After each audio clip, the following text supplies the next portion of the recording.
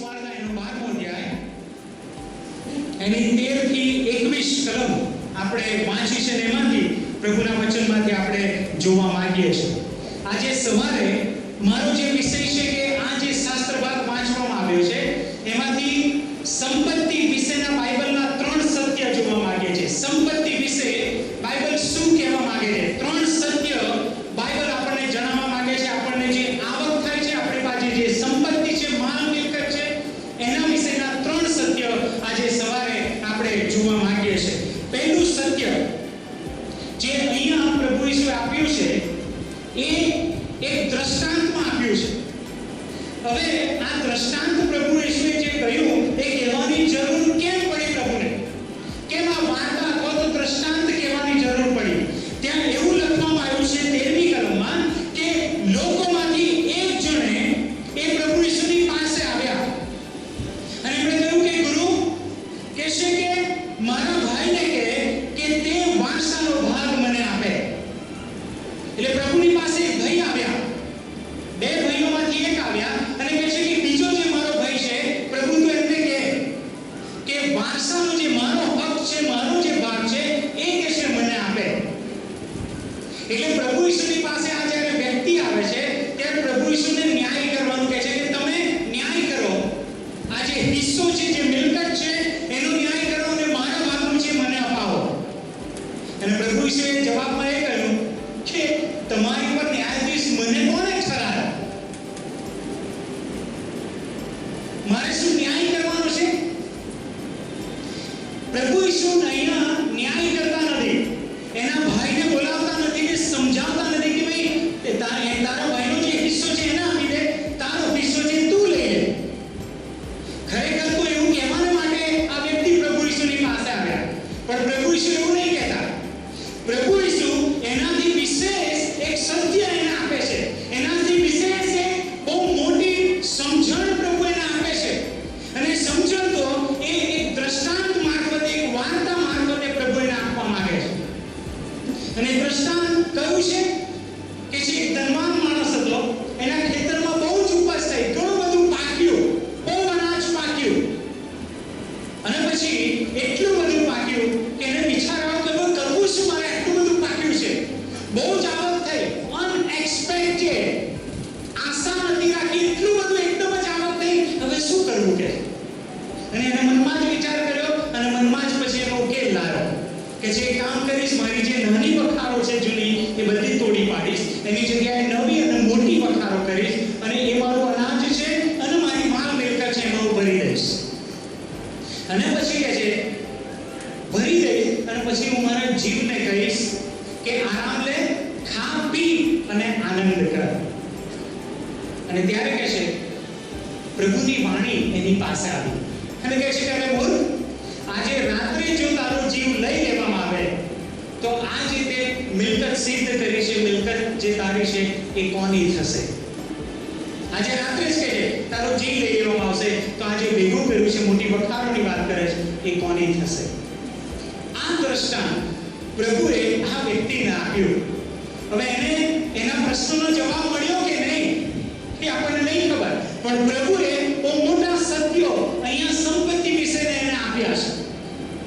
પહેલું જે સત્ય પ્રભુ અહીંયા આપે છે એ વ્યક્તિએ 19મી કલમ જુઓ, ત્યાં એને શું કહ્યું, કેવા શબ્દ એને વાપર્યા છે? હું મારા જીવને કહીશ કે ઓ જીવ, ઘણા વર્ષને માટે ઘણી માલ મિલકત તારે સારું રાખી મૂકેલી છે. અહીંયા એનો જે ભાવ છે તે કેવો છે? તારા એ જીવ, એ શરીર, એ જીવન તારા માટે મેં બધું રાખી મૂક્યું છે. હું કમાયો છું, મેં મહેનત કરી છે, મારી જે ખેતર છે, મારી જે અનાજ છે એ મેં પકવ્યું છે, મેં કર્યું છે.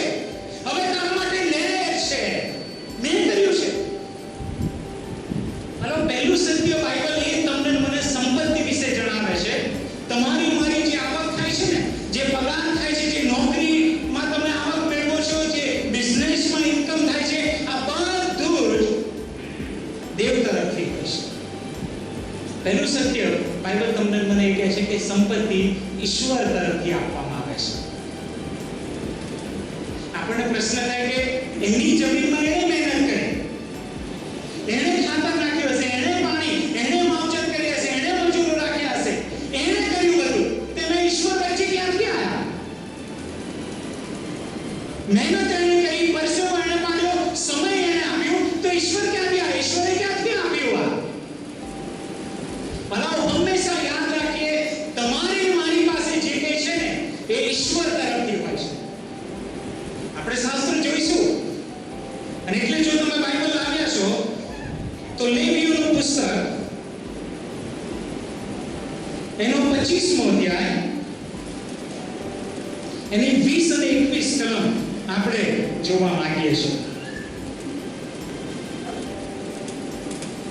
લેવીયા 25 એની 20 અને 21 કલમ.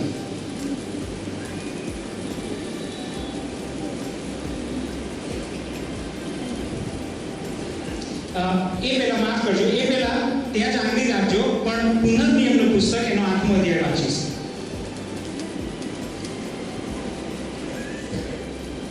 પુનર્નિયમનું પુસ્તક એનો 8મો અધ્યાય અને એની 17મી કલમ, 168 પાન નંબર છે. આ પ્રમાણે પ્રભુનું વચન પુનર્નિયમ 8 માં કહે છે, 17મી કલમ, રખેને તું મનમાં એમ ધારે કે મારી પોતાની શક્તિથી ને મારા હાથના સામર્થ્યથી મેં આ સર્વ સંપત્તિ મેળવી છે. સાવધાની, સાવધાન રહો. બાઇબલ કહે છે રખેને, કદાચ આપણને આવો વિચાર આવે, કેવો વિચાર? કે છે મારી પોતાની શક્તિથી, મારા ક્વોલિફિકેશનથી, મારી પાસે એવી બુદ્ધિ છે, મારી પાસે એવી આવડત છે, મારી પાસે એવી જમીન છે, એવા નોકરો છે, એવી કે છે ખેતીવાડી છે. રખેને કે છે મારી શક્તિથી ને મારા હાથના સામર્થ્યથી મેં આ સર્વ સંપત્તિ મેળવી છે. તારા મનમાં કે છે આવો વિચાર સુદ્ધા ના કરીશ કે તે પોતે આ પ્રાપ્ત કર્યું છે, તે નહીં કર્યું. 18મી કલમ, પણ તું યહોવા તારા દેવનું સ્મરણ રાખ, કેમ કે સંપત્તિ મેળવવા સારું તને શક્તિ આપનાર તે જ છે. સંપત્તિ મેળવવા સારું તને શક્તિ આપનાર તે જ છે. ભલા સંપત્તિ ઈશ્વર આપે છે. આપણે કદી એમાં અભિમાન નથી કરી શકતા કે મેં બધું પ્રાપ્ત કર્યું, મેં વખાર મારી જે નાની છે, હવે તો મેં એટલું બધું કમાયું છે, તમે મારે મોટી કરવાની આવે છે, મેં કર્યું છે. ના, ભલા ઘણીવાર આપણે આ સત્ય ભૂલી જઈએ છીએ અને આપણે એવી રીતે જીવીએ છીએ કે આ તો હું, મારું સર્ટી, મારી ડિગ્રી, મારી મહેનત. પણ એ ડિગ્રી માટે પણ જે બુદ્ધિની જરૂર હોય, બાઇબલ કહે છે મેં આપી તમને. પ્રમોશન માટે જે પરીક્ષા પાસ કરવાની હોય અથવા પરફોર્મન્સ આપવાનું હોય ને, એના માટે બુદ્ધિ અને ચાતુર્યની જે જરૂર છે, દેવ કહે છે હું આપું છું. તમારા જે સ્કેલ વધે છે એના માટે કહે છે હું કારણ છું, હું છું સેન્ટરમાં. સંપત્તિ મારા તરફથી આવે છે. શું આપણને યાદ રહેશે? હા, આપણી જે સંપત્તિઓ જ્યારે વધે છે, પગાર વધે છે, બિઝનેસ વધે છે, ત્યારે શું આપણને આ ધ્યાન રહે છે, યાદ રહે છે કે મારી સંપત્તિ એ દેવ તરફથી આવી છે? પરંતુ ઘણા લોકો મહેનત કરે છે, ઘણા લોકો પરસેવો પાડે છે, પણ એની સંપત્તિઓ રાતે રાત ઉડી જાય છે ને એમને ખબર નહીં પડતી. આપણે પોતે કશું નહીં કમાઈ શકતા, એમાં ગર્વ લેવાની કોઈ બાબત જ હોતી નથી. દેવ તમને મને સઘળા આશીર્વાદ આપે છે. એટલે પહેલું સત્ય આ જે દ્રષ્ટાંતમાં પ્રભુ કહે છે કે આ માણસનું વર્તન, વલણ, માન્યતા એવી છે કે જાણે હું કમાયો છું, મેં કર્યું છે, હું વખારો બાંધીશ, મારા જીવને કહીશ કે તું હવે આનંદ કર. પ્રભુ કહે છે કે ના, સંપત્તિ આપનાર એ દેવ છે. આનું જે ખેતર હતું, બરાબર, એમાંથી એને ધાર્યું નતું એટલું પાક્યું. અત્યાર સુધી એના ખેતરમાંથી એટલું નતું પાક્યું. ખ્યાલ આવે તમને? અત્યાર સુધી એટલું નતું પાક્યું, કેમ કે એની એટલી યોજના જ હતી ને આયોજન જ હતું ને. એને એમ કે આટલું જ પાકે છે, એટલી જ વખાર ઈશ્વર તમે જેટલામાં છો ને, નાની ડિગ્રી હોય કે પ્રમોશન ના મળતું હોય, પણ છતાંય તમારી સંપત્તિ ઈશ્વર વધારી શકે છે. જાણો છો? તમારા કલીગ્સ હોય, તમારી સાથે કામ કરનારા હોય, એ ભલે વધારે ચાલાકી હોય, એમનામાં ક્વોલિફિકેશન હોય, પણ છતાંય દેવ તમારી સંપત્તિ વધારી શકે છે. લેવીયનું પુસ્તક મેં જે કહ્યું એના 25મા અધ્યાયમાં આપણે જોયું.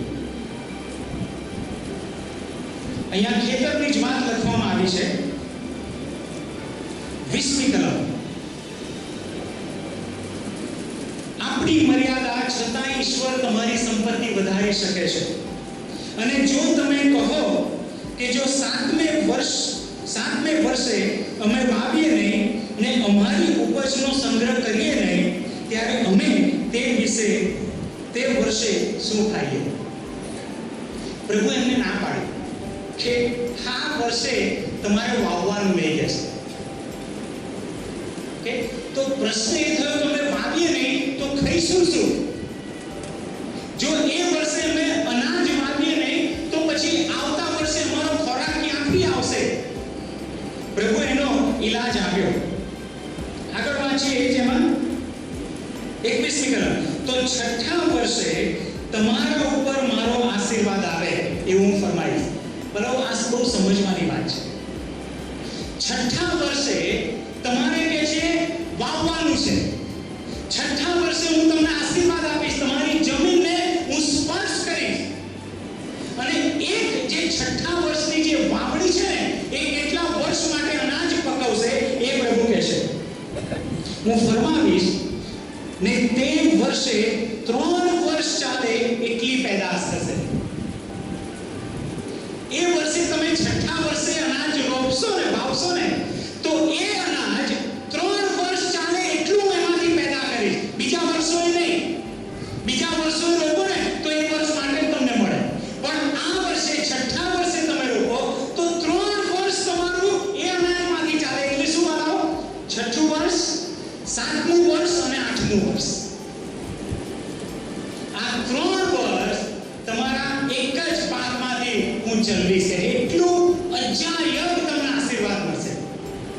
તમે વિચારો, જમીન એટલી જ, નોકરી એ જ, એટલો જ પગાર, એટલી જ ધંધાની આવક, એટલી જ મર્યાદિત જે છે એ. પણ પ્રભુ કહે છે હું એને એટલો સ્પર્શ કરીશ કે 3 વર્ષ ચાલશે તમારે. અનબિલીવેબલ! કેમનું શક્ય બને? આટલી જમીન એમાં કેટલું થાય? તો કે 3 વર્ષ હું કરીશ. અને પ્રભુ એટલી હદે કીધું કે 9મા વર્ષે તમે રોપશો અને જ્યારે અનાજ જ્યાં સુધી ઘરમાં નહીં આવે ને ત્યાં સુધી હું તમારી સંભાળ રાખીશ. મતલબ સંપત્તિ દેવ આપે છે, તમારી મારી હાથની વાત નથી. એ જમીન મર્યાદિત છે, તમે મર્યાદિત છે, પણ ઈશ્વર જ્યારે કરે છે ત્યારે આશીર્વાદ આપે છે. ભલા તમે અનુભવ્યું છે, આ સત્ય સ્વીકાર્યું છે. તમે ગમે તેટલા મર્યાદિત હોવા લાવો, પણ ઈશ્વર તમને એ આશીર્વાદ આપશે. ઈશ્વર તમને સંપત્તિ આપશે. ઈશ્વર તમારી માલ મિલકતને એ કે છે ભરપૂર કરશે. હંમેશા આપણે ઈશ્વર પર આધાર રાખીએ. આપણી આવડત નહીં કે તમારા બોસ તમને હેરાન કરે છે, તમને અન્યાય થયો છે, નો પ્રોબ્લેમ. કદી તમે એ બધી બાબતોમાં મન ના લગાડશો. ઈશ્વર પર આધાર રાખો. ઈશ્વરને તમારો ભરોસો બનાવો કે મને વાંધો નહીં, મારી સંપત્તિ, મારી મિલકત, મારી આવક એ દેવના હાથમાં છે, મારા બોસના હાથમાં નથી. મારો દેવ એ મને આપશે, મારો દેવ એ મારી સંભાળ રાખશે. એટલે બાળકો, તમને ને મને જે ઈશ્વર આવક આપે છે, બહુ નમ્રતાથી અને આભાર સાથે પ્રભુના હાથમાંથી સ્વીકારીએ કે પ્રભુ મારું જે કંઈ છે એ તું આપે છે. એ ભલે હું મર્યાદિત રહ્યો કે મારી સંપત્તિ મર્યાદિત રહી, મારું ખેતર મર્યાદિત રહ્યું, પણ એમાંથી મારો દેવ તમારા મારા માટે અજાયબ પકવી શકે છે. એ આશીર્વાદ આપે છે. બીજું જે સત્ય છે બાઇબલ તમને મને કહે છે એ એના ઉપયોગ વિશેનું છે કે ઈશ્વર જ્યારે સંપત્તિ આપે છે, બીજું જે સત્ય છે કે ઈશ્વર જ્યારે સંપત્તિ આપે છે ત્યારે ઉદ્દેશ સાથે આપે છે. ઓકે, એ ઉદ્દેશ સાથે તમને મને સંપત્તિ આપે છે. ઈશ્વર એમને તમને મને સંપત્તિ નહીં આપી દેતા. એની પાછળ એની યોજના છે, એની પાછળ કારણ છે કેમ ઈશ્વર તમને મને સંપત્તિ આપે છે. બરાબર, તમારા કંપનીમાંથી કે ધંધામાંથી જ્યારે આવક થાય ને પૈસા તમારા હાથમાં આવે, મહિનાનો જે પગાર આવે, ત્યારે કદી પ્રશ્ન આપણે કર્યો કે પ્રભુ તમે આ મને કેમ આપ્યા? અથવા તો એટીએમ કાર્ડ હોય અત્યારના સમયમાં, જ્યારે પગાર તમારી બેંકમાં આવે, ખાતામાં આવે, ત્યારે કદી આપણે આ પ્રશ્ન કર્યો કે પ્રભુ આ પૈસા, આ મહિનાની આવક તમે મને કેમ આપી? વાય? જાણવું બહુ જરૂરી છે. ઈશ્વર તમને મને એ આવક આપે છે ને, એ ઉદ્દેશ સાથે આપે છે. અને 3 ઉદ્દેશ બાઇબલ તમને મને જણાવે છે. આ જે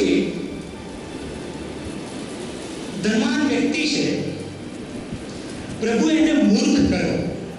તમને ખબર છે એને મૂર્ખ ક્યારે કર્યો? આપણામાં બધી બહુ ગેરસમજ છે પૈસા વિશે, સંપત્તિ વિશે, કે વધુ સંપત્તિ એ બિન આત્મિક ગણાય.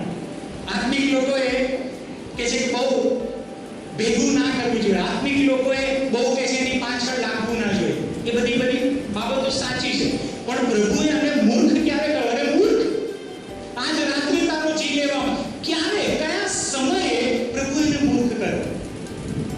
જ્યારે એના ખેતરમાં અનાજ બહુ પાક્યું ત્યારે પ્રભુ એને મૂર્ખ કર્યો? બહુ આવ્યું ત્યારે? ના, ત્યારે નહીં કર્યો એને મૂર્ખ. એને એના મનમાં વિચાર કર્યો કે હું શું કરું, એ કન્ફ્યુઝ હતો, એટલે પ્રભુ એને કહ્યું તું મૂર્ખ છું. કન્ફ્યુઝનના લીધે પ્રભુ એને મૂર્ખ નહીં કહેતા. એને પોતે આયોજન કર્યું કે હું આવું કરીશ, નાની વખારો તોડીને મોટી બનાવી. શું પ્રભુ એટલે એને કહ્યું કે તું મોટી વખારો બનાવ્યો છે એટલે તું મૂર્ખ છે? ના. શું એને બીજાની કોઈની સલાહ લીધી ને? પાડક સાહેબ જોડે ગયો ને, સાહેબ આટલું બધું થયું, મારે શું કરવું, સલાહ લીધી ને? શું એટલે પ્રભુ એને કહે છે તું મૂર્ખ છો? ના બતાવો. એને સંગ્રહ કરવાનો, જ્યારે પોતાના મનને કીધું કે તું સંગ્રહ કર, મોટી વખારો કર, સંગ્રહ કરવાને લીધે પ્રભુએ કીધું તું મૂર્ખ છો? ના બતાવો. કયા સ્ટેજ પર, કઈ પરિસ્થિતિમાં એ જ્યારે આવ્યો ત્યારે પ્રભુ એને મૂર્ખ કહે છે ખબર છે? એને આ બધું કર્યું, પ્રભુ ત્યારે એને મૂર્ખ નહીં કહેતા. પણ જ્યારે એને કહ્યું કે હું નાની તોડીને મોટી વખારો બાંધીશ અને મારું અનાજ ને મારી માલ મિલકત એમાં સંગ્રહ કરીશ, અને પછી જે વાક્ય બોલે છે ને શું કહે છે? હું મારા જીવને કહીશ કે તું આરામ લે, ખા, પી અને આનંદ કર. જ્યારે આ વાક્ય એના મોંમાંથી આવ્યું કે આરામ લે, ખા, પી અને આનંદ કર, ત્યારે પ્રભુ કહે છે મૂર્ખ, હવે તું મૂર્ખ છો. તમે પૈસા બચાવો, સંગ્રહ કરો, યોજના બનાવો, પ્રભુને વાંધો નથી. પ્રભુ તમને મૂર્ખ નહીં કહેતા. તમારી આવક વધે, પ્રમોશન આવે, પ્રભુને વાંધો નથી. પણ જ્યારે માણસ એવું કહે છે આરામ લે, ખા, પી અને આનંદ કર, પ્રભુ કહે છે ત્યારે તું મૂર્ખ છે.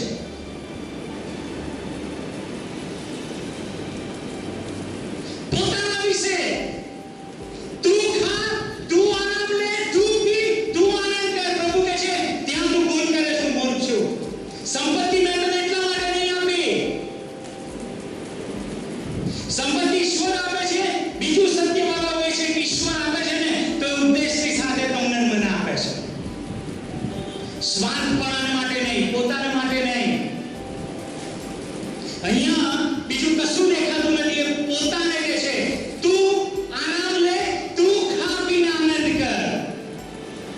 પ્રભુ કહે છે કે મૂર્ખ. 3 સંપત્તિના ઉપયોગ પ્રભુ તમને મને એના વચનમાં કહે છે કે તમારે મારે જે સંપત્તિ આપણી છે ને એનો ઉપયોગ કઈ રીતે કરવો જોઈએ. પહેલો જે ઉપયોગ પ્રભુ તમને મને જણાવે છે, પુનર્નિયમનું પુસ્તક એના 14મા અધ્યાયમાં પ્રભુએ સંપત્તિના ઉપયોગ વિશે કહ્યું છે કે આપણે સંપત્તિનો ઉપયોગ ક્યાં કેવી રીતે કરવો જોઈએ. 14મો અધ્યાય પુનર્નિયમ.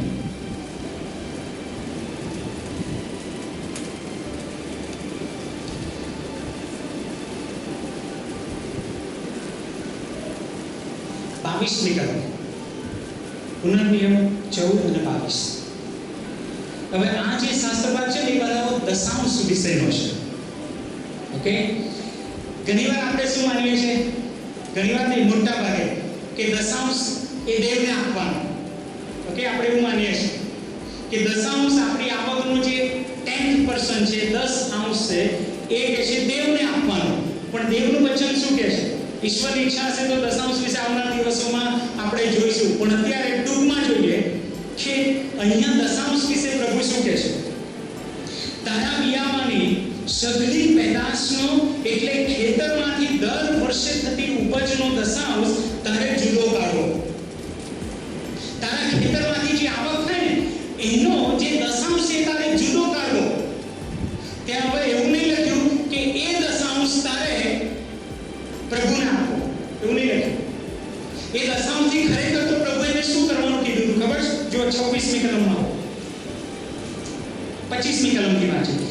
તે તો તારે તે વેચી નાખવું ને તે નાણાંની પોટલી તારા હાથમાં લઈને યહોવા તારો દેવ જે સ્થળ પસંદ કરે ત્યાં જવું. સ્થળ પસંદ કરે એટલે કયું? યરૂશાલેમનું મંદિર, જ્યાં પર્વ પાડવા માટે જવાનું હોય એ સ્થળ જ્યારે પ્રભુ પસંદ કરે ત્યાં તારે એ દશાંશ લઈને તારે ત્યાં જવાનું. અને ત્યાં જઈને પણ એ દશાંશ મંદિરમાં નાખવાનું નહીં કર્યું. શું કીધું છે આગળ વાંચો, બહુ સરસ લખ્યું છે.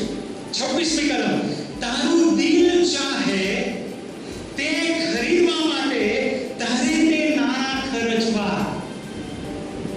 અમેઝિંગ, બહુ અદ્ભુત પ્રભુનું વચન. તમે એવું માનીએ છીએ કે દશાંશ દેવને આપવાનું, પણ દેવનું વચન તો એવું કહે છે એ દશાંશ તમે જ્યારે ભેગો કરો, દેવના મંદિરમાં જાઓ અને તારું દિલ ચાહે એ તું ખરીદ. દિલ ચાહે એ તું ખરીદ. બધાઓ આનંદ કરો છો ખરેખર કે પછી આ દુનિયાના ચિંતામાં, કાલની ભવિષ્યની ચિંતામાં પ્રભુએ તમને જે ઉદ્દેશ્ય માટે નાણાં આપ્યા છે એ નાણાંનો તમે આનંદમાં ઉપયોગ નહીં કરી શકતા. ઈશ્વર ઈચ્છે છે કે તમારું કુટુંબ એમાં આનંદ કરે. બતાવો, ખાઓ પીને આનંદ કરો. બરાબર, ભવિષ્યની ચિંતામાં છે ને આપણે આજે આપણા કુટુંબને સહન કરવાનું શીખવાડીએ છીએ. ભવિષ્ય ભવિષ્ય ભવિષ્ય, પ્રભુ કહે છે તું વાપર, ખા પીને આનંદ કર, તારા કુટુંબને લઈ જા. બરાબર, આપણે આપણી આવકનો ઉપયોગ કુટુંબના આનંદ માટે કેટલો કરીએ છીએ? બરોડામાં યુએસ પિઝા છે, પિઝા હટ છે, રેસ્ટોરન્ટ સારી છે, ખાઓ છો, પીવો છો, આનંદ કરો છો. બનાવો કરકસર એ સારી છે, કંજૂસી બાઇબલ ના પાડે છે. ખાઓ છો, પીવો છો, આનંદ કરો. આ પ્રભુની ઈચ્છા છે. બનાવો, આ પ્રભુની યોજના છે. પિઝા હટમાં જાવ ત્યારે મને યાદ કરજો, હું આવીશ તમારી જોડે.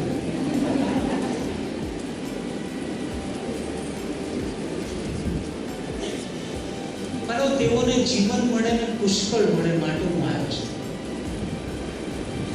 એ પુષ્કળ જીવનનો તમારી આવકનો ઉપયોગ કરી રહ્યા છે એના માટે? કરી રહ્યા છો? પ્રભુએ તમને મને જે આવક આપી છે ને, બરાબર, કુટુંબને માટે આપી છે, આનંદ માટે આપી છે. આ હંમેશા યાદ રાખજો. તમારા મારા માટે આવક જે થાય છે ને, સૌથી પહેલી પ્રાયોરિટી એ તમારું મારું કુટુંબ છે. એટલે પાઉલે તિમોથીના પત્રમાં એને કહ્યું કે જે પોતાના કુટુંબની સાર સંભાળ કરી શકતો નથી એ કહે છે મારો સેવક કે મંડળીનો સેવક થઈ શકે. કુટુંબની સંભાળ રાખવી એ આપણી જવાબદારી છે. આપણી આવકમાંથી કુટુંબને માટે પહેલા કરીએ. કાલનું પ્રભુ પર છોડી દો, આજે એમાં તમે આનંદ કરો. એન્જોય. બીજો જે બાઇબલ ઉપયોગ કે છે, પહેલો ઉપયોગ આપણા જે સંપત્તિનો છે એ આપણા કુટુંબને માટે ખા પીને આનંદ કરવા માટે પ્રભુએ કર્યું છે. બીજો જે ઉપયોગ પ્રભુ ઈચ્છે છે એ પુનર્નિયમ એ જ 14મા અધ્યાયમાં છે, એની 28મી કલમ આપણે જે ખોલ્યું છે. અને બીજો જે ઉપયોગ છે એ જરૂરિયાતવાળા લોકોની પાછળ તમારે મારે ખર્ચવાનું છે.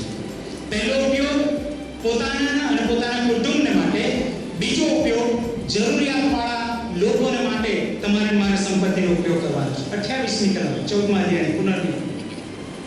દર વર્ષને 3 વર્ષને અંતે તે વર્ષની તારી સગળી ઉપજનો દશાંશ કાઢી લાવીને તારા ઘરમાં તારે સંગ્રહ કરવો અને તારા ઘરમાં રહેનાર લેવી કે જેને તારી સાથે ભાગ કે વારસો મળ્યો નથી તે તથા પરદેશી તથા અનાથ તથા વિધવા આવે ને ખાઈને તૃપ્ત થાય. તમારી જે આવક છે ને એમાંથી કહેશે પરદેશી અનાથ વિધવા લેવી એ ખાઈને તૃપ્ત થાય.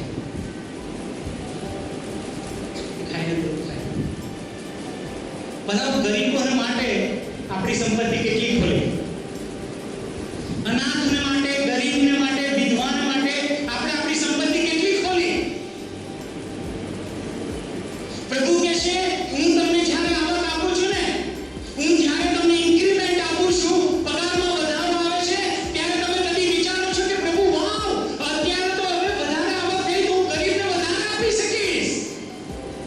થયું એવું કદી? પગાર વધારો થયો, આવક થઈ ત્યારે આપણને એવું થયું કે વાવ હવે તો અનાથને, ગરીબને, વિધવાને પ્રભુ વધારે આપી શકીશ. એ ભાવ કદી આપણને આવ્યો ના. મોટા ભાગે આપણને શું થાય છે ખબર? 3 રૂમ વાળું છે ને 4 રૂમ રસોડું કરીએ. યસ, આપણે આમ કરીએ તો ગાડી બહુ નાની પડે, બીજી કઈ સારી આવી છે મોટી, રાઈટ? સી પ્રભુ કહે છે હું જે આપું છું ને તારા કુટુંબ માટે તો છે, પણ આ અનાથ, ગરીબ, વિધવાને ભૂલી ના જઈશ તો એના માટે હું તને આપું છું.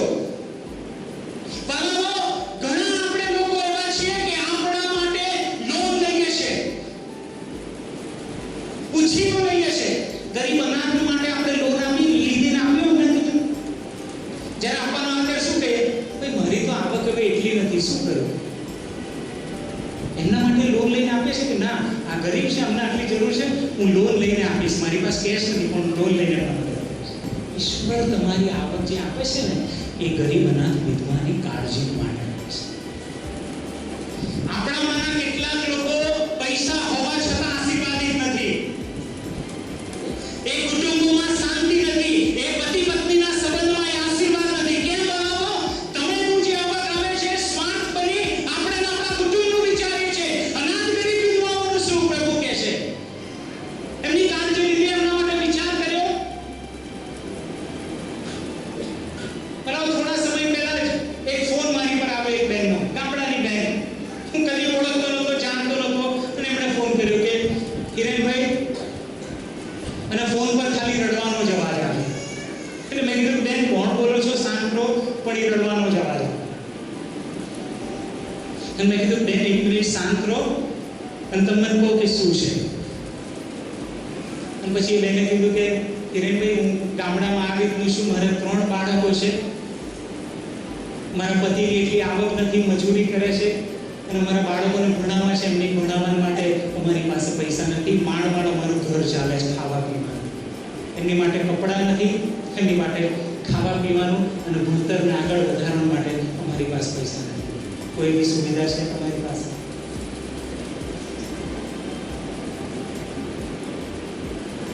બનાવો. પ્રભુ ઈસુ શારીરિક રીતે આ પૃથ્વી પર નથી ને, ગરીબોની મદદ માટે, એટલે એણે એની મંડળી પૃથ્વી પર મૂકી છે. એટલે તમને મૂક્યા છે કે એવા લોકોની તમે કાળજી લે, અમને ભૂલી ના જઈએ. આટલું હોવા છતાં આપણે આશીર્વાદનો અનુભવ કેમ નહીં કરતા ખબર? આગળ શું કહેશે કે પરદેશી અનાથ, વિધવા આવે ને ખાઈને તૃપ્ત થાય. પછી શું લખ્યું છે? એ સારું કે જે કામ તું કરે છે તે સર્વમાં યહોવા તારો દેવ તને આશીર્વાદ આપે. હાલેલુયા. તું જે કામ કરે છે તો જ એમાં તને આશીર્વાદ આપશે પ્રભુ. બાકી જો મારું કર્યું ને તો ગમે તેટલી આવક થાય પણ જે અંદરની શાંતિ છે, કુટુંબમાં જે પ્રેમ ભાવ એવો જોઈએ ને એ કદી નહીં મળે. તમને કહેશે પ્રભુ તમારા હાથના દરેક કામને આશીર્વાદ આપશે. આ પ્રભુ તમને વચન આપે છે, આજે યાદ રાખજો. પ્રભુ તમારી નોકરી પર તમને આશીર્વાદિત કરશે, તમારા બિઝનેસને આશીર્વાદિત કરશે. એ પ્રભુનું વચન કહે છે કે તારા હાથના કામને હું આશીર્વાદિત કરીશ. કેમ? કઈ શરત કઈ છે? તો અનાથ ગરીબ વિધવાને ભૂલી ના જઈશ તારી આવકમાંથી. તારા કુટુંબનો જ વિચાર કર ના કરીશ, પણ અનાથ ગરીબ વિધવાને તો ધ્યાનમાં લેશે. એટલે બીજું જે ઉપયોગ બાઇબલ આપણને કહે છે એ અનાથ ગરીબ વિધવા જે છે એ લોકોને આપણે સંભાળવાના છે. ત્રીજું જે સંપત્તિનો ઉપયોગ વિશે બાઇબલ આપણને કહે છે એ નિર્ગમન 35મો અધ્યાય.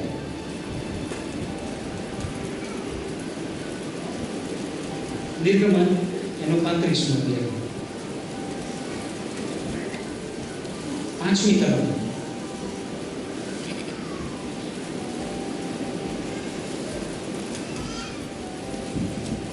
યહોવાને સારું તમારામાંથી અર્પણ લો, જે કોઈના મનમાં આપવાની ઈચ્છા હોય તે યહોવાને સારું અર્પણ લાવે.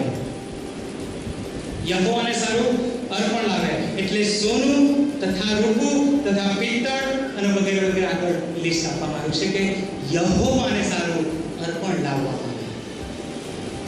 ઈશ્વર તમને મને સંપત્તિ આપે છે. આ ત્રીજો ઉપયોગ બાઇબલ તમને મને કહે છે કે યહોવાને સારું તમારે અને મારે એ અર્પણ પ્રભુને આપવાનું છે.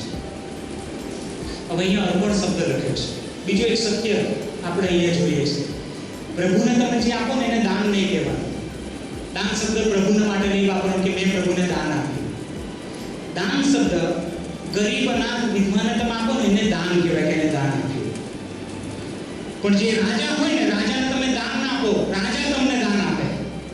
રાજાને તમે દાન ના આપો, રાજાને તમારે અર્પણ ચડાવવાનું, રાજાને તમારે અર્પણ કરવાનું. એટલે દેવને જ્યારે તમે હું આપીએ ને દાન તરીકે ના આપીએ કે એ રંગ નથી, એ રાજા છે, એને જ્યારે આપીએ ત્યારે એને અર્પણ કહે કે પ્રભુ હું તને અર્પણ ચડાવું છું. અને અહીંયા કહે છે ત્રીજો જે ઉપયોગ તમારી યહોવાને અર્પણ ચડાવો, એના મંદિર રાખો, યહોવાના સેવકોને તમે આપો, એના સેવાને તમે આપો. આગળ જે કલમ છે 21મી કલમ. અને જેઓને હોશ હતી અને જેઓના અંતઃકરણમાં આપવાની ઈચ્છા હતી તે સર્વ આવ્યા ને મુલાકાત મંડપના કામને સારું, દેવના મંદિરના કામને સારું તથા તેની સર્વ સેવાને સારું તથા પવિત્ર વસ્ત્રોને સારું યહોવા માટે અર્પણ લાવ્યા.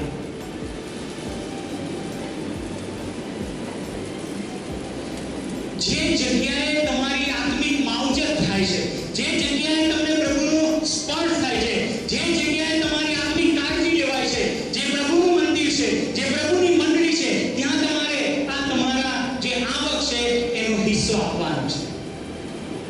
એ લોકો એ જ કર્યું. મુલાકાત મંડપ અને જે સેવકો હતા એમના ચરણોમાં એ કે છે અર્પણ લાવ્યા. મંડળીની જરૂરિયાત માટે, પ્રભુના કામની જરૂરિયાતને માટે, મિશનરી જે આત્મા જીતવાની સેવા કરી રહ્યા છે એમના માટે આપણી આવકનો કેટલો ઉપયોગ કર્યો આપણે અત્યાર સુધી. આ સરસ છે કે મિશનરી દાન અહીંયા લેવામાં આવ્યું.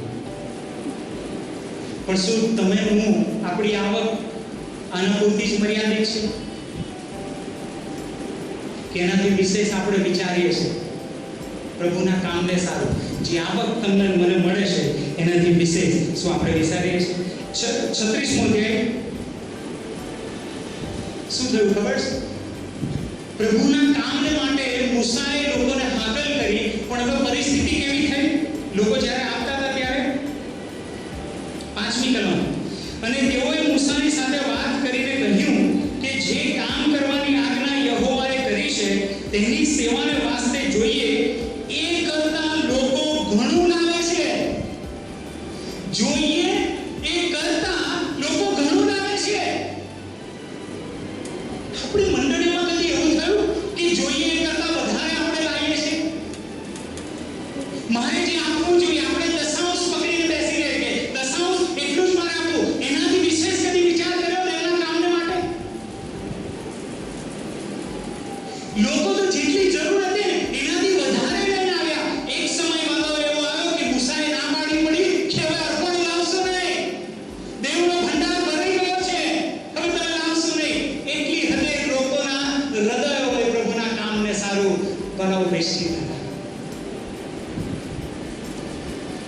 દેવના કામને સારું છે હંમેશા હું રહેવું જોઈએ બરાબર કે સેવકોએ કેવું પડે આપશો નહીં હવે બહુ થયું જ્યારે જરૂર પડે ત્યારે હવે માંગીશું આ તો વધારાનું થયું જે ખેતરમાં જે વધારાની ઉપજ થાય છે એવી મંડળીમાં વધારાની ઉપજ થવી જોઈએ ત્રીજો જે ઉપયોગ બાઇબલ તમને મને કહે છે કે ત્રીજો જે સંપત્તિ તમને મને ઈશ્વર આપે છે એ એના મંદિર માટે છે એના સેવકો માટે છે લેવીઓ માટે કે જેમને કહે છે કે ખેતરનો પાક એમને મળ્યો નથી એમને સારું તમે ત્રણ ઉપયોગ બાઇબલ તમને મને કહે છે સંપત્તિ વિશેનું પહેલું સત્ય આપણે જોયું કે ઈશ્વર તમને મને સંપત્તિ આપે છે એ કામ કરવાની આવડત ઈશ્વર આપે છે બીજું જે સત્ય જોયું કે ઈશ્વર સંપત્તિ આપે છે તો ઉપદેશ સાથે આપે છે અને એના ત્રણ ઉદ્દેશ જોયા પહેલો ઉદ્દેશ જોયો કે મારા કુટુંબને માટે હોય છે બીજો ઉદ્દેશ અનાથ ગરીબ વિધવાને ભૂલવાના નહીં ત્રીજો ઉદ્દેશ દેવના કામને સારું મંડળીમાં તમારે દાન આપવાનું અર્પણ આપવાનું અને હવે જે ત્રીજી બાબત આપણે જોવા માંગીએ છીએ સંપત્તિ વિશેનું સત્ય એ તો એ છે કે સંપત્તિમાં જીવન નથી સંપત્તિમાં જીવન નથી પ્રભુએ આ ધનવાન જે માણસ હતો એને શું કહ્યું કે આજે રાત્રે તારો જીવ લઈ લેવામાં આવશે તો આ સંપત્તિ કોની થશે આજે રાત્રે તારો જીવ લઈ લેવામાં તો આ સંપત્તિ કોની થશે એનો અર્થ એ થયો કે સંપત્તિ એને બચાવી શકતી નથી સંપત્તિ એને બચાવી નહીં શકતી ભલે આટલું અધરક થયું પણ છતાંય કે તારો જીવ તો લઈ લેવામાં આવશે પરંતુ સંપત્તિમાં જીવન નથી એટલે પ્રભુએ એની શરૂઆતમાં શું કીધું 15મી કલમમાં કે સાવધાન રહો તમે સાવધાન રહો કેમ કે કોઈનું જીવન તેની પુષ્કળ મિલકતમાં રહેલું નથી આપણું જીવન છે વાલા પુષ્કળ મિલકતમાં નથી ઘણા બધા આપણે શું કરીએ છીએ કેવા ભાવથી જીવીએ છીએ મિલકત જેટલી એટલું આપણું જીવન સારું ના જેટલી આવક વધે એટલું મારું જીવન બેટર થાય ના આ ખોટી સમજણ છે જેટલી વધારે મિલકત જેટલો આવક જેટલો પૈસો એટલું અમારું જીવન સારું અમારા બાળકોનું ભવિષ્ય બાઇબલ કહે છે કે ના આજે જ રાત્રે બધું પતાવી દઈશું તો શું થશે જીવન માણસની પુષ્કળ મિલકતમાં રહેલું માથીની સુવાર્તામાં ચોથા અધ્યાયમાં પ્રભુએ કીધું કે માણસ એકલી રોટલીથી નહીં પણ હરેક વચન જે દેવના મુખથી નીકળે છે એનાથી જીવશે બરાબર તમારું મારું જીવન છે ને સમજવાની જરૂર છે તમને મને જીવન કેવી રીતે મળે ખબર દેવના શબ્દથી દેવ જે બોલે છે ને એનાથી તમને મને જીવન મળે છે ઇસ્રાયેલ પ્રજા અરણ્યમાં હતી ખોરાક હતો ને ક્યાંથી લાવે દેવ શબ્દ બોલ્યા અને શબ્દ શું હતો માનના અને માનના આવ્યું એનાથી જીવ્યા લોકો એમની તાકાતથી નહીં એમની પાસે મિલકતથી નહીં દેવના વચનથી દેવ બોલ્યા હું પૂરું કરીશ અને કરે છે એનાથી તમારું મારું જીવન એમાં જીવન આવે છે દેવના વચનમાં રખેને શૈતાન તમને મને છેતરી જાય તમારો મારો આધાર સંપત્તિ બની જાય પૈસો બની જાય સંપત્તિ નહીં એ માનના જે દેવના વચનમાંથી નીકળ્યું છે એનાથી તમે જીવીશ છઠ્ઠા વર્ષની આવક ખેતી દેવ બોલ્યા કે હું 3 વર્ષ ચલાવીશ એ દેવના મુખથી જે વચન નીકળે એનાથી ઇસ્રાયેલ પ્રજા જીવી દેવે કીધું 3 વર્ષ અને 9મા વર્ષનું અનાજ ઘરમાં નહીં આવે ને ત્યાં સુધી અને એવું થયું એટલે હંમેશા છે ને તમારો મારો આધાર જે છે જીવનનો જીવન જે સુવિધા છે ને એ દેવના વચનમાં છે દેવે જે કીધું છે ને એમાં જીવન છે સંપત્તિમાં નહીં ઈશ્વરની કૃપામાં અમે અમારા બાળકોને શીખવાડી રહ્યા છે કે બેટા જીવનમાં બધું જ થશે તો કશું જ નહીં પણ છતાંય હું પ્રભુની સેવામાં છું અને શક્ય છે કે હું બહુ મોટો સંપત્તિ કે મિલકતનો વારસો તમારી માટે નહીં મૂકી જાઉં શક્ય છે ઈશ્વર આપશે તો મૂકી જઈશ પણ નહીં મૂકી જાઉં પણ એક બાબત ચોક્કસ હું તમને આપી જઈશ વારસામાં અને ઈસુનું નામ આપી જઈશ. બીજું કશું જ નહીં. એનાથી જીવશે એ લોકો, એનાથી જીવશે. ઘણીવાર લોકો મને કહે કે હિરેનભાઈ, તમારી પાસે ભવિષ્યનું કયું આયોજન છે? કેટલી માલ મિલકત ક્યાં છે? કેટલી જમા કરો છો? સેવિંગ્સ તમારું કેમનું છે? હવે આ ખોટું નથી, બરોબર? આપણે જોયું કે એને મૂર્ખ ક્યારે કહો, સંગ્રહ કર્યો, આયોજન કર્યું, ત્યારે એને મૂર્ખ નહીં કહો. આ બધું કરવું સારું છે. પણ એમને કહું છું કે મને નહીં ખબર, પણ એક બાબત હું જાણું છું કે હું જ્યારે એકલો હતો ત્યારે ઈશ્વરે મારું પૂરું કર્યું. મારા લગ્ન થયા, અમે 2 જણ થયા, ઈશ્વરે મારું પૂરું કર્યું. અમારે એક દીકરો થયો, 3 થયા, ઈશ્વરે પૂરું કર્યું. બીજો દીકરો થયો, 4 થયા, ઈશ્વરે પૂરું કર્યું. અને કાલે મારા છોકરાને એન્જિનિયરિંગ કે ડોક્ટરેટમાં જવાનું થાય કે પછી સામાન્ય ક્લાર્કની નોકરી માટે ભણવાનું થાય. જે સમય જે આવશે ને એ મારો દેવ મને પૂરું કરશે. મને નહીં ખબર કે ક્યાંથી રહેશે. તમારું મારું જીવન છે બધા, શૈતાન તમને છેતરી ન જાય. બહુ સાવધાન રહેજો. સંપત્તિને, પૈસાને કદી તમારો આધાર ના બનાવશો, એની પર ભરોસો ના મૂકશો. એની પુષ્કળ મિલકત મારે નથી. મિલકતો વાળાને પૂછી આવજો, એ કહેશે કે જીવન નથી, મિલકત છે પણ જીવન નથી. જેની પાસે ઈસુ છે ને એની પાસે જીવન છે. તો પછી ઈસુની પાસે જાઓ, ઈસુને પકડવા માટે દોડો. ઈસુ તમને આપશે. એ કહેશે કે હું 3 વર્ષો, વધારે વર્ષો હું તમને પોષીશ, હું તમારી જવાબદારી લઉં છું. પ્રભુ કહેશે. બરાબર, સંપત્તિનું બહુ છે. એક ત્રીજું સત્ય પ્રભુ તમને મને કહેશે કે માણસનું જીવન એની સંપત્તિમાં રહ્યું. પરંતુ આ સત્ય આપણે જાણ્યા છે ને જાણ્યા છે તો આ મુજબ આપણે જીવન જીવીએ છીએ. પ્રભુનું વચન બહુ સ્પષ્ટ આપણને કહે છે કે તમારે મારે સંપત્તિ વિશે બહુ સાવધાન રહેવાનું છે. અને એટલે પ્રભુએ કહ્યું, સાવધાન રહો, સર્વ પ્રકારના લોભથી દૂર રહો. લોભથી દૂર રહો. હજુ વધુ એ શબ્દ તમારા મારા જીવનમાંથી નીકળવો જોઈએ. હજુ વધુ, હજુ વધુ, હજુ વધુ નહીં. જે પ્રશ્ન હોવો જોઈએ એ હોવો જોઈએ કે આનું શું થાય, એ હોવો જોઈએ. હજુ વધુ નહીં. જે છે પ્રભુ એનું શું કરું? મારો જ્યારે સપોર્ટ આવે ને ત્યારે હું મારા પત્નીને, બંને બાળકો, અમે એ પૈસા પર હાથ મૂકીએ, પ્રભુનો આભાર માનીએ. પ્રભુ અમારા મહિનાની તો જે જરૂરિયાત છે તે પૂરી કરવાના માટે આપ્યું છે, અને બીજું જો બતાવજો અમને કહે છે કે આ પૈસાનો બીજો ઉપયોગ ક્યાં કરવો. આ કરવું જોઈએ. એ સંપત્તિ એના તરફથી આવે છે અને એને પૂછવું જોઈએ કે હવે આનું શું કરવું. એ કહે ને કે બધા બેંકમાં મૂકી દો તો મૂકી દો, પણ એ કહે ને કે એકય પૈસો નહીં મૂકવાનો તો નહીં મૂકવાનો. વાપર. કુટુંબને માટે, આનંદ માટે, ગરીબ અનાથ વિદ્વાન માટે અને પ્રભુની મંડળીના માટે.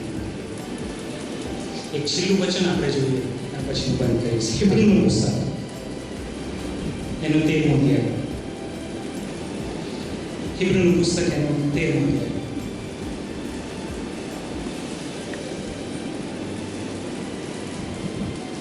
એની 5મી કલમ.